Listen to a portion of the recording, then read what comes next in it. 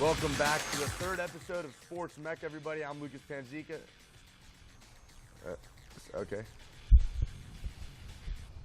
Wasn't my fault. I was wondering why the light turned off. Yeah.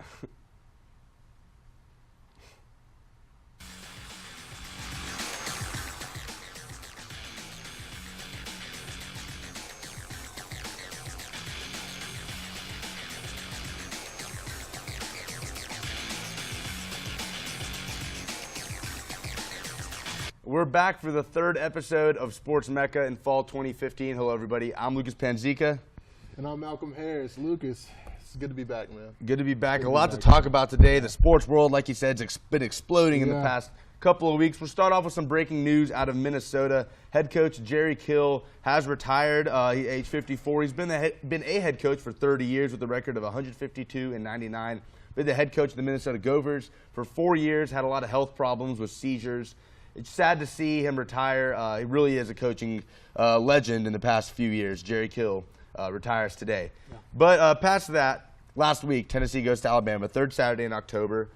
A moral victory for the Vols. I know Tennessee fans are tired of hearing that, but 19-14 against the Alabama team. The defense played their minds off. Really, 2 missed field goals away from a win. Yeah, 2 missed field goals from a win, and I just 5 sacks, and that defense, it was playing with some fight, playing with some grit. Corey Vereen, 2.5 sacks. 2.5 sacks, and the guy is just, his motor just did not stop. And Jalen Hurd, that's 18 carries, 92 yards, a touchdown.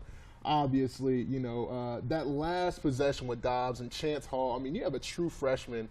You got to give him some help. You have to give him some help. And, he did not make a mistake all game along with Jack Jones. And, I know Tennessee fans hate moral victories, and by no means does the University of Tennessee stand for moral victories. But as a Vol fan, you can't be mad at this loss. This is as close as it gets to a moral victory for any Butch Jones team. No one can be really that upset about it. And then the story was Aaron Medley missing a 43, a 50, and a 51-yarder, 3 field goals. He's 9 for 17 on the year. Malcolm, with special teams being such a great part of this Vols team, and punt returns, kick returns, and Trevor Daniels punting the ball, I mean, this isn't characteristic for Aaron Medley. He's a good kicker, and we all know that. He's a great kicker. He was number 1 coming out of his high school class. And, Aaron can make these field goals. He can make a 55, 60-yarder before pre-warm-ups and as well as in practice. And people, you have to lay off of Aaron Medley a little bit because with time, he's still very, very young, and he's going to be a great kicker. And I still believe in Aaron Medley. We were talking about this earlier. I'm sure you still believe in Aaron Medley, but this is the SEC, and you do have to get it done, and I understand the frustration, but what about you? What do you think about it? He's a good kicker, and we all know, every Tennessee fan knows Aaron Medley's a good kicker. Like you said, top-ranked in his recruiting class. Butch Jones has confidence in Aaron Medley, and we all know kickers, it's about confidence more than anything. Yeah. So we'll give it some time. Butch Jones has worked miracles in the past with guys like Michael Pilardi and Matt Darr. Yeah. So we'll see how it goes in the next few games. Women's volleyball coming up. Yeah, women's volleyball. The Tennessee Vols, they rallied on the brink from a 3-2. They won, actually, 3-2 against Mississippi State. They're currently 19-5, 5-5 in the conference. And they're going to return home for 2 matches this weekend at Thompson Bowling Arena, hosting LSU Friday at 7 p.m. and Texas A&M at 1:30. So I'm looking for the Lady Vols to do really good things. We've talked about that turnaround with Coach Rob Patrick's team. Yeah. And then on to soccer. The Lady Vols hosted Kentucky Sunday at 5. It was senior night, and they saved a 1-1 draw with a late goal from Megan Flynn. Tennessee, Kentucky, Vanderbilt, and Georgia. That's the 4-way tie for 8th right now in the conference standing. And the regular season ends with a trip to South Carolina, who's the 17th ranked team in the country on Thursday. Vols need to win that one if they don't want to, or if they don't want to, excuse me, they can't avoid losing the NCAA tournament again. And the SEC tournament will start on Monday. So we'll take it to commercial. A lot to talk about coming back in the big leagues. And we'll be right back. Stay with us. The authority on the origins and composition of meteorites and scientist on the first spacecraft missions to Mars is one person, Dr. Hap McSween, Distinguished Professor at the University of Tennessee. A rock flying through space is also a specialty of Tennessee alum R.A. Dickey, big league knuckleballer and best-selling author. At UT, we appreciate and encourage unique and creative minds. The University of Tennessee. Big Orange, big ideas. My favorite part about being involved and being a part of the Vol family is that we're one Tennessee. Being from Tennessee and being able to go to school at the University of Tennessee was an honor for me. My scholarship means so much to me. It's really a blessing. My message to the Tennessee Fund donors would be just to say thank you for giving me the opportunity to pursue my dreams. We appreciate everything that you guys do for us. Thank you so much. It really does mean a lot to me and my teammates. Ball fans, there's one penalty that is not reviewable. Where's your orange? It's Friday. And you're not wearing orange. You gonna really come out here with no orange on? Do not forget to support your Vols by wearing your orange on Fridays. Got to be kidding me. Show us your orange and avoid getting a penalty flag thrown your way on Big Orange Friday.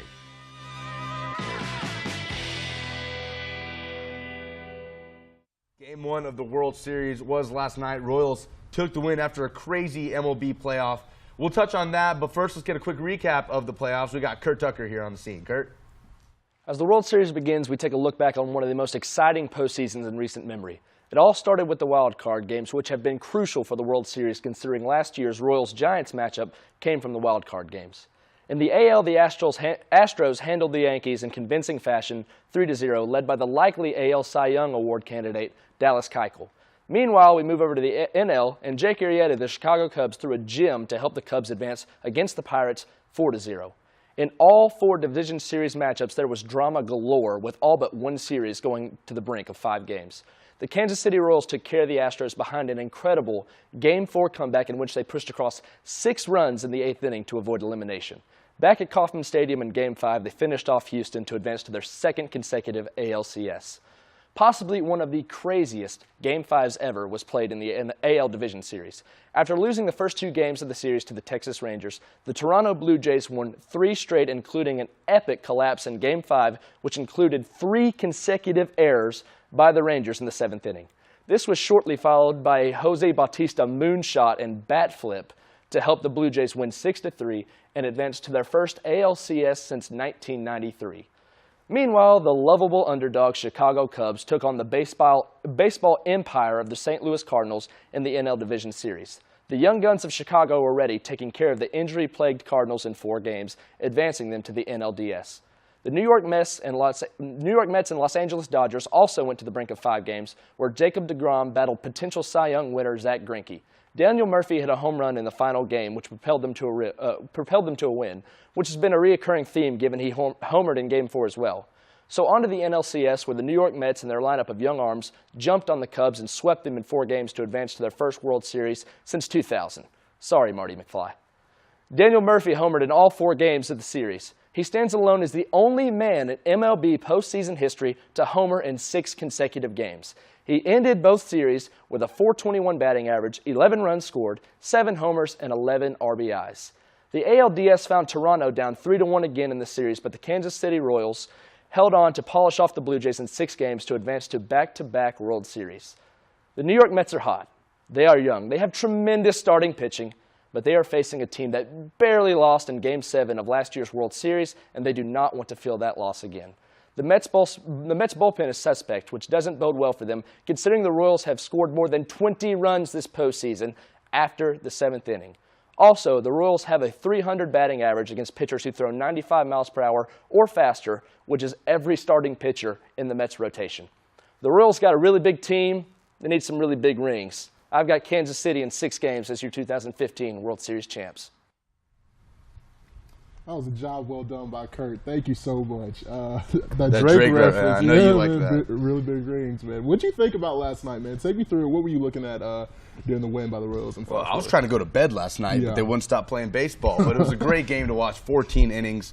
And terrible news, I'm sure if anyone that's a baseball fan heard, pitcher Edinson Volquez of the Royals pitched 7 innings without knowing his father had died previously just before the game started. It was on Twitter. Millions of Americans knew, but Volquez himself had to be pulled over after the game, so you hate to see that. But that just gives the Royals just, you know, they're coming back last year, lost in the World Series, and then with all this going on with Volquez, I think the Royals, I think they're going to win this series. Y'all are all saying in 6, most people here. I'm with you there. I can see it in 6 or 7. But, I mean, it's just a heck of a game to watch, 5-4 in 14 innings. It's definitely going to be a great series. So, but let's get away from MLB for a little bit. Let's talk about some NBA. We had a couple games last night. Let's take a look at Detroit versus Atlanta. Detroit with Andre Drummond. This guy is a man. I'm talking double-double. He had 19 boards last night, 19 points. And I just think that, Atlanta, going to the Eastern Conference Finals last year versus Cleveland.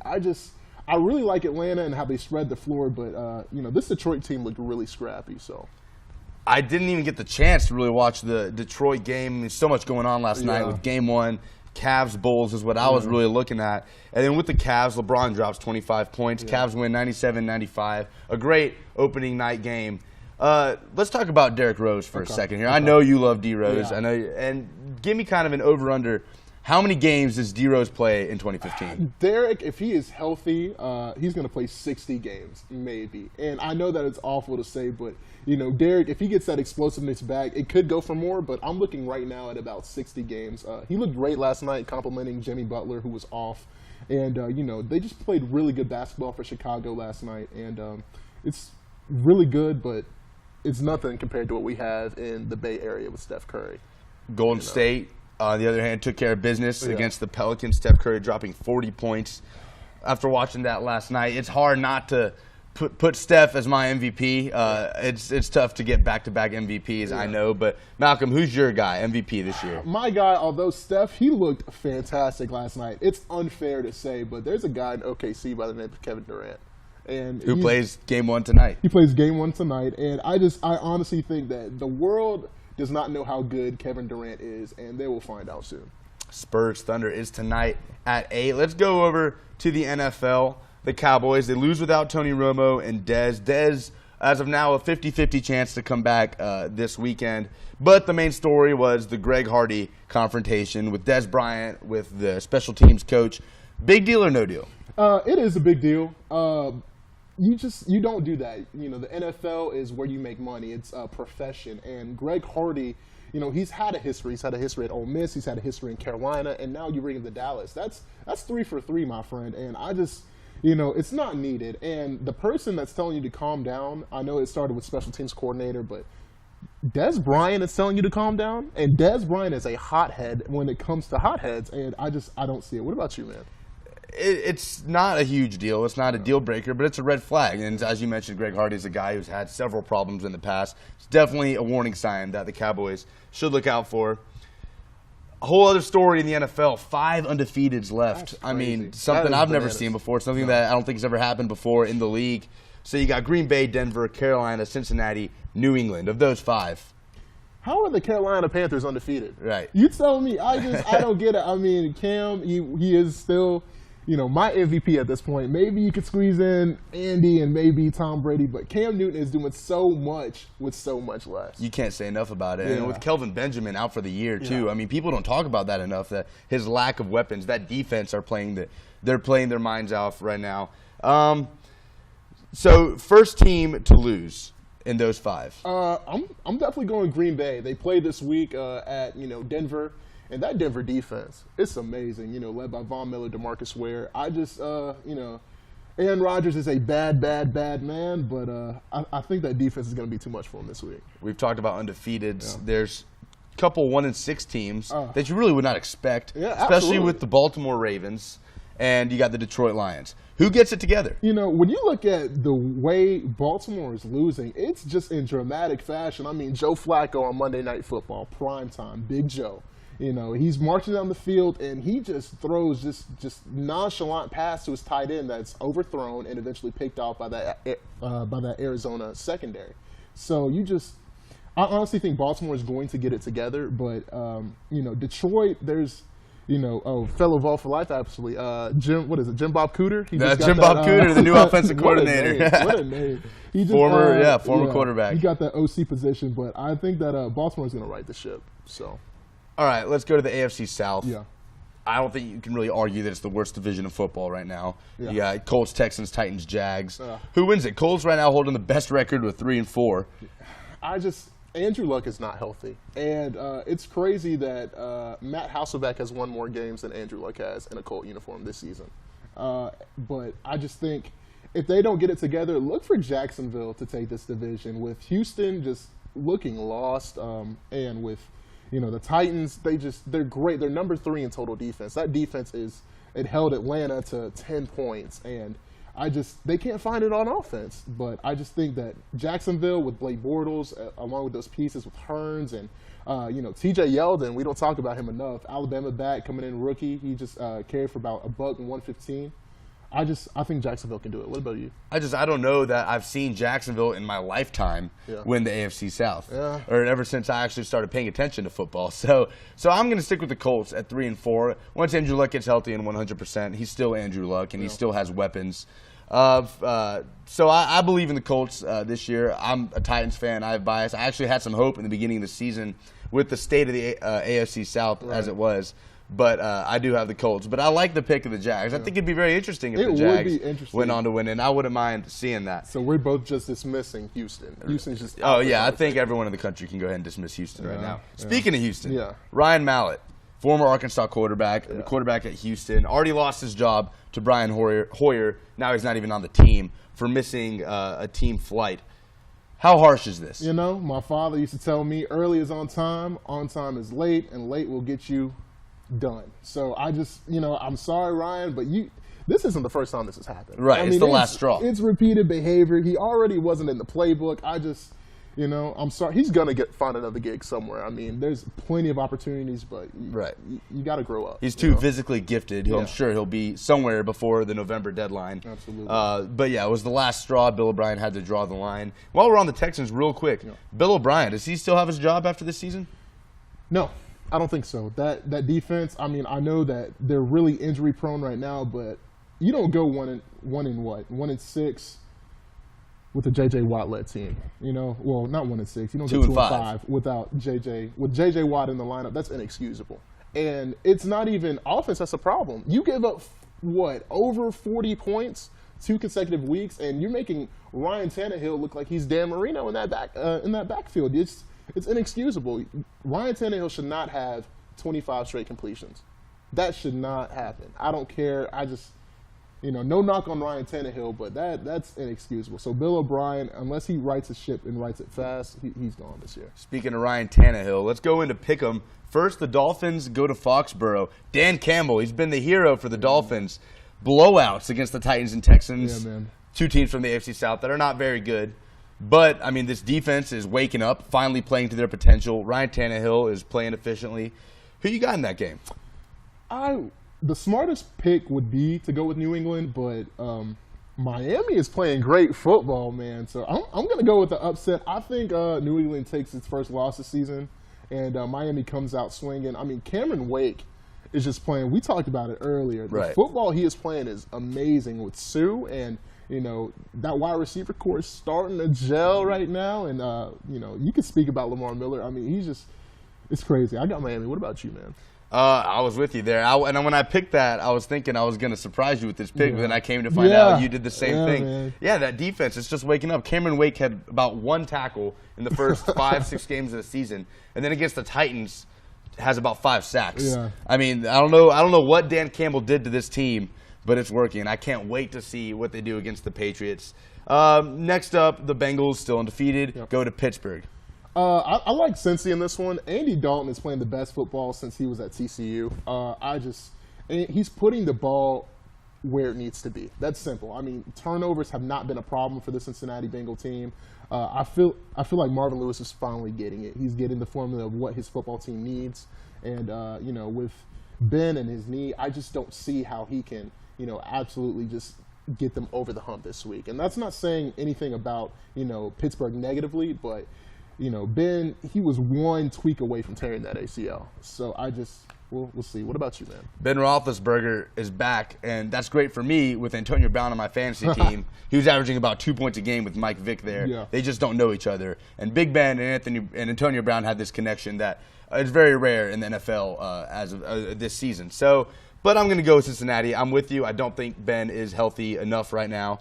And the Steelers just aren't as good as the Bengals right now. And Andy Dalton's playing the best football of his NFL career. So I'm with you. I'll go with the Bengals. The bottom feeders in the AFC South.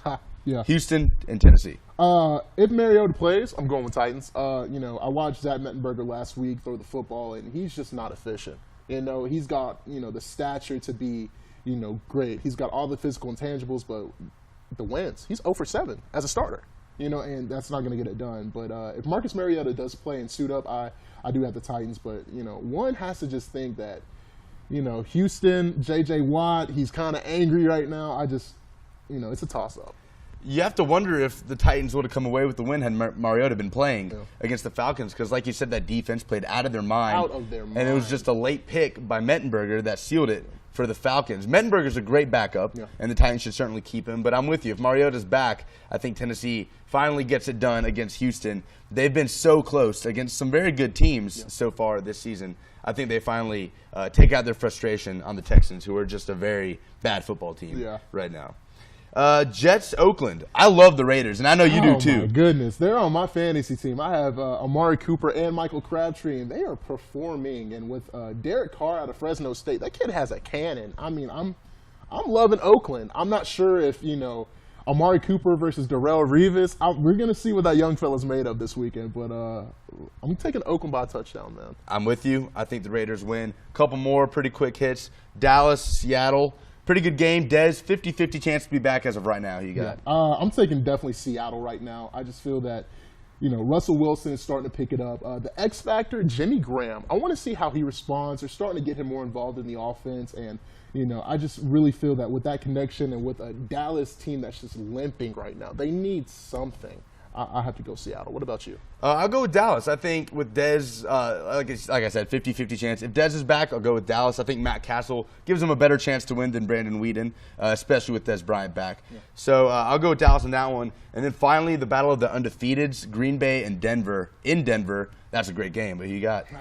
I don't know, man. What do you think? Because you're going to laugh at my pick. What do you think, man? I got Green Bay. I don't know how many more times that defense can bail out Peyton Manning.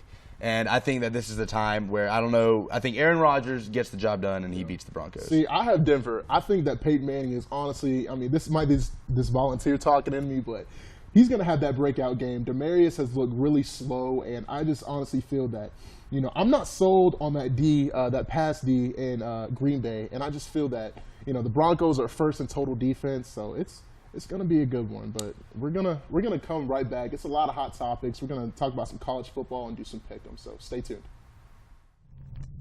The authority on the origins and composition of meteorites and scientist on the first spacecraft missions to Mars is one person, Dr. Hap McSween, distinguished professor at the University of Tennessee. A rock flying through space is also a specialty of Tennessee alum R.A. Dickey, big league knuckleballer and best-selling author. At UT, we appreciate and encourage unique and creative minds. The University of Tennessee. Big Orange, big ideas.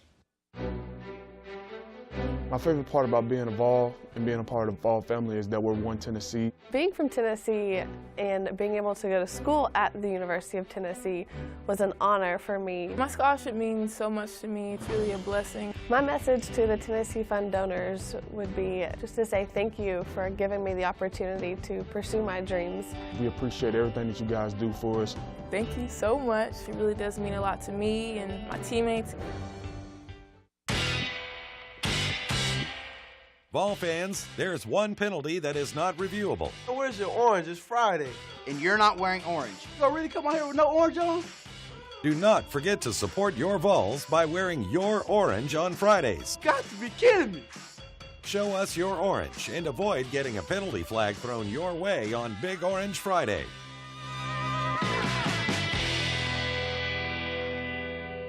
Welcome back to Sports Mecca. Thank you for staying with us.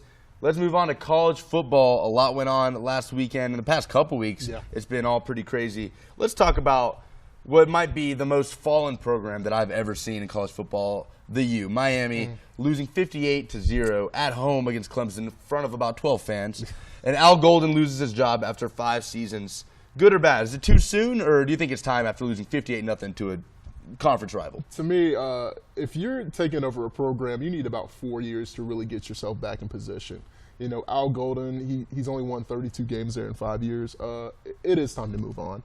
And I hate it because he's such a good guy as well. I mean, a lot of these people in these positions are genuinely nice people, but especially at a program as prominent as the University of Miami, you have to get it done. I mean, look what they put in the NFL. I mean, every time you look at a Sunday night or a primetime game, you see somebody throwing up the U. You see it, and it's unfortunate, but it is a good move. Now let's start thinking about options for the head coach. I know a name that's being thrown around a lot is Butch Davis. Apparently has interest in the position. You have an interesting take on it. Yeah, there is a lot of people that could go for that position, but James Franklin, I think, if the right number is thrown at him, I mean, it's an attractive spot to be. I mean, he's got the personality, obviously, to fit down there in South Beach, and also a name to look out for. I need to wash my mouth out with soap. Lane Kiffin, man. I think he would make the jump from Alabama OC to South Beach. So what about you? Yeah, I'm with you. I was going to say Lane Kiffin. There's no way Lane Kiffin doesn't take another head coaching job at some point in his career. He's in a fantastic position right now, the offensive coordinator. He's calling plays. He's under a legend, and he's really on a leash right now. Yeah, he is on a leash. And we know Lane Kiffin loves to talk to the media, so he's going to want that opportunity again. The thing is, in my opinion, this is just a bad job. Yeah. I mean, this is a stadium that fans have to take a 45-minute shuttle to get to from campus. I mean, this just isn't a desirable job right now. And the ACC teams are getting better and better. Clemson doesn't look like they're stopping anytime soon. Yeah. It's not a very attractive job right now. So it'll be interesting to see what coach takes that challenge. Now let's talk about Georgia Tech and Florida State. Oh, man. Before we get into that, let's go back to about a year ago. Kicker Robert Aguayo, Mr. Perfect, as Florida State fans like to call him, has something to say about the famous kick six in the Iron Bowl about a year ago at the ACC Media Days. Let's check out what he had to say. You've seen the Davis play for Auburn against Alabama. Do you make that tackle? Yeah. I told when I seen that, I was like, oh my gosh, Casey. Like, first of all, the kicker gets rocked, and then the punter can't make the tackle. But it is what it is. I'm always doing tackling drills at practice and stuff, so I'm ready for that.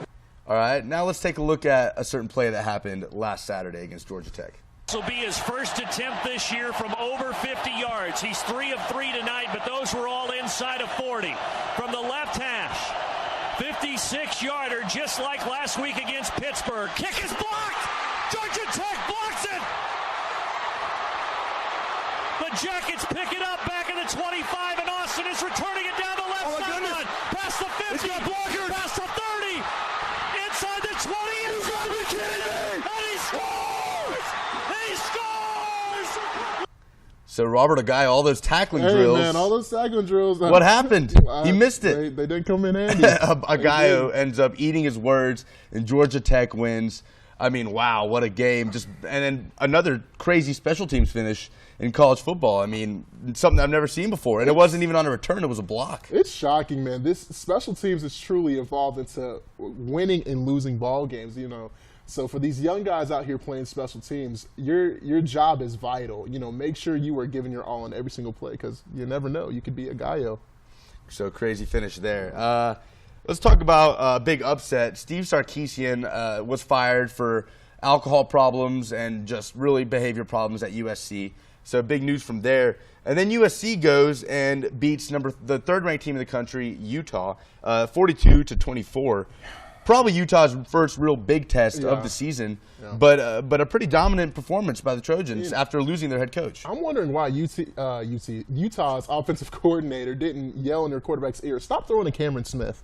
He's had 3 interceptions on the night, and it's a beautiful thing for USC just to get back after their coach was fired. And good for them. I mean, Southern Cal, big program. You got to love it, man. So that might be the game that might knock Utah out of the playoff. So we'll see. But Seth Russell, he's out for the year with a neck injury. Huge for Baylor, who is currently undefeated, sitting at number 2 in the country. Yeah. Does Baylor still have that shot to make the playoff? If Corey Coleman is lining it up on Saturdays, they have a shot. This is the best wide receiver I've seen, outside of Amari Cooper, coming out in a very, very long time. So he's definitely the real deal. So let's go to Pick'em. Yeah. First game. Big one if you're a Vol fan because that slim chance of winning the East is still alive. Tennessee, Florida, the cocktail party. Yeah. Always a great game to watch. Florida won it last year, surprisingly, and Muschamps last year. But he got this year. I have Georgia, man. Georgia is just, Sonny Michel, that's all you need to know. And I don't believe in Treon Harris. I don't. What about you? I'm with you there. Yeah. Same thing with Treon Harris. Yeah. I think Georgia wins it. And it might be an interesting race there at the end in the SEC East. A lot of things have to happen for the Vols. Yeah. Tennessee has to win out, obviously, and Florida has to lose to Georgia and either South Carolina or Vanderbilt. Yeah. So we'll see how that all plays out. Still a slight chance for that rematch with Alabama, maybe. Notre Dame, Temple. College game day is going to Temple. Yeah, that's who would have thought, man? Exactly. Who would have thought? And then Notre Dame, a team with a depleted roster that somehow keeps winning. I don't get it. Brian Kelly should be up for Coach of the Year right now. Absolutely. I'm going Notre Dame, man. For the same reason. That depleted roster, Absolutely. I like it. I'm a big believer in Brian Kelly. I'm with you. Notre Dame wins. Yeah. UNC Pitt, the man Nate Peterman, a name that Tennessee fans aren't very fond of. And he's having a great year over at Pitt. A fantastic year. He's throwing the ball with some mustard that I didn't see here at Tennessee. So hopefully, I mean, that system has him right. I'm going Pitt over UNC, man. Over UNC? Yeah. I'm with you there, Nate Peterman. Now, how interesting would it be if Tennessee matches up with Pitt in a bowl game and Nate Peterman tears up the Vols secondary? That would be beautiful. That would be beautiful just for him. Just, because the way he left, it was kind of on a weird term basis. So it'd be good to see, you never know. You shouldn't rule that out. Tennessee, Kentucky, Halloween this weekend. Again, we mentioned before, really if the Vols don't win out, it's an extremely disappointing season. It is.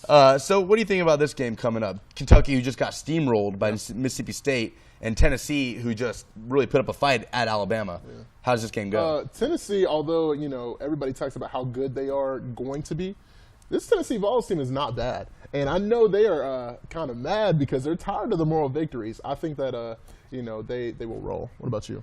I'm with you. Vols win, and I think it's by a pretty large margin. Not last year's 50-16. Yeah. Boom Williams, I love him from Kentucky. Yeah. He'll do some things, but I think the Vols definitely win. What's your upset for the weekend? Washington State over number 8 Stanford. This guy, Gabe Marks, had 4 TDs last week receiving. He's the man. Besides Corey Coleman, he's really, really good. What about you? Syracuse is going to Florida State. And I think the Orange take it. Florida State suffers back-to-back losses for the first time in a while. Who knows? Maybe Mr. Perfect will miss another field goal to lose the game. But he's got those tackling drills, remember? Yeah, he's got those tackling drills. So, we don't want to before we leave, we just wanted to say and just send our regards to Flip Saunders and his family. He actually died this past week at the age of 60 due to heart problems and disease. And it was just really crazy just to see the Timberwolves organization and the entire NBA and the entire country just surround themselves. So we just want to send our best regards to that organization and their family. And, thank you, Flip, for what you've done for the game. So that's right. So that's it for the 3rd episode of Sports Mecca. I'm Lucas Panzica. And I'm Malcolm Harris. Thank you so much for watching. See you next week.